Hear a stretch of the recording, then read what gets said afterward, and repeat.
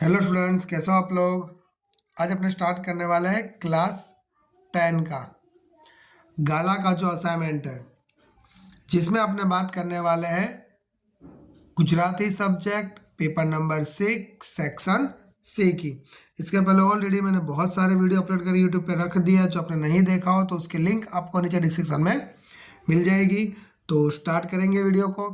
નીચેનામાંથી કયો શબ્દ મિત્રતા શબ્દોનો સમાનાર્થી છે? તો મિત્રતા શબ્દોનો સમાનાર્થી શબ્દ ભાઈબંધી છે.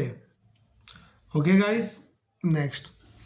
નીચેનામાંથી સમાનાર્થી શબ્દનું કયું જોડકું ઉચિત નથી, એટલે કયું જોડકું આમાંથી ખોટું છે? તો કોમળ અને કઠોળ એકબીજાના વિરોધી થાય. કોમળ એટલે બહુ જ સોફ્ટ અને કઠોળ એટલે હાર્ડ, એટલે એકબીજાના શું થઈ ગયા? બંને ઓપોઝિટ થઈ ગયા. તો આ તમારું જે જોડકું છે એ ઉચિત નથી. Okay, next. મુક્તિ શબ્દનો વિરુદ્ધાર્થી શબ્દ કયો છે? મુક્તિ એટલે ફ્રી, તો એનો ઓપોઝિટ શબ્દ શું આવશે? બંધન. મુક્તિ શબ્દનો વિરુદ્ધાર્થી શબ્દ કયો આવશે? બંધન. નેક્સ્ટ 36. નીચે વિરુદ્ધાર્થી શબ્દના જોડકા આપ્યા છે, તેમાંથી કયું જોડકું ઉચિત નથી? બરાબર, એટલે જોડકા આપેલા છે, બે સાચા હશે ને એક ખોટું હશે. તો તડકો ભડકો, બીજું આવશે ઉદય અસ્ત, અને ત્રીજું છે આકાશ પાતાળ. તો આકાશ અને પાતાળ એ વિરુદ્ધાર્થી છે. ઉદય અને અસ્ત એ પણ વિરુદ્ધાર્થી છે. તો રહ્યું આપણી પાસે તડકો ભડકો, એ વિરુદ્ધાર્થી નથી. Okay, next question. નીચેનામાંથી કઈ જોડણી સાચી છે? તો નીચેનામાંથી કઈ જોડણી સાચી છે? તો ગિરદી, સી ઓપ્શન રાઈટ છે. વગડા વચ્ચે આસુદેવ મહાદેવનું ખાલી જગ્યા મંદિર છે. તો વગડા વચ્ચે આસુદેવ મહાદેવનું એકાકી મંદિર છે. નીચેનામાંથી સ્વાધીન શબ્દની કઈ સંધિ યોગ્ય રીતે છોડેલી છે? તો સ્વાધીન, તો સ્વ પ્લસ આધીન. સ્વાધીનનું શું આવશે? સ્વ પ્લસ આધીન, એને કહેવામાં આવે સ્વાધીન. શું આવશે? સ્વ પ્લસ આધીન, એને કહેવામાં આવે સ્વાધીન. Right guys. નીચેનામાંથી કયો સમાસ મધ્યમ પદલોપી છે? તો સંગ્રામ સમિતિ. રાઈટ, સંગ્રામ સમિતિ મધ્યમ પદલોપી સમાસ છે. નેક્સ્ટ 41.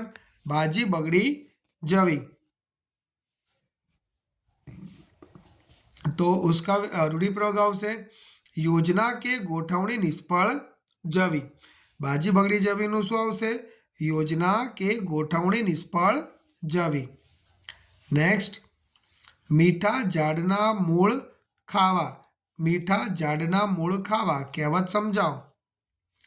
તો ભલા માણસોના ગેરલાભ ઉઠાવવો. ભલા માણસનો ગેરલાભ ઉઠાવવો. બાપુએ સુંદરને છોડ્યો, એનું શું બનાવવાનું છે? મારે કર્મણી વાક્ય બનાવવાનું છે. તો બાપુથી સુંદરને છોડાયો. કરેક્ટ ગાઈઝ, બાપુથી સુંદરને છોડાયો.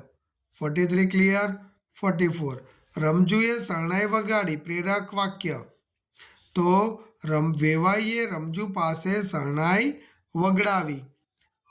વેવાઈએ રમજુ પાસે શરણાઈ વગડાવી. Next question number 45.